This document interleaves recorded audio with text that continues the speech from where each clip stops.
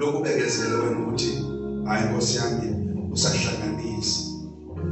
Bathandekayo, ake ngitshele iqiniso, angazi mhlawumbe nizongithanda.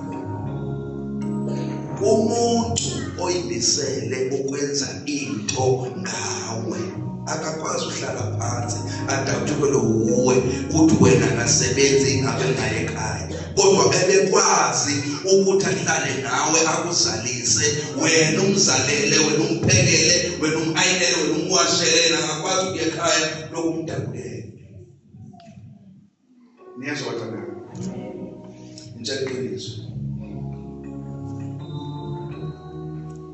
Umuntu okuthandayo uma kukhe kwabakhona umntwana akathatha isitephu esilandelayo, ubudlelwano benu kusho ubuserious. Amen. Akakwazi ukuphinde futhi athule. Hey, ngani zami niyobugani ninjani? Uma ngabe nizolomdabukela abantu futhi lo muntu omdabukelayo uzobona ukuthi wena engazuthi la awukho kahle, akushiye ayothatha omunye, nawe kusho ukuthi uthatha omunye, nalowo afike enze ngokufana.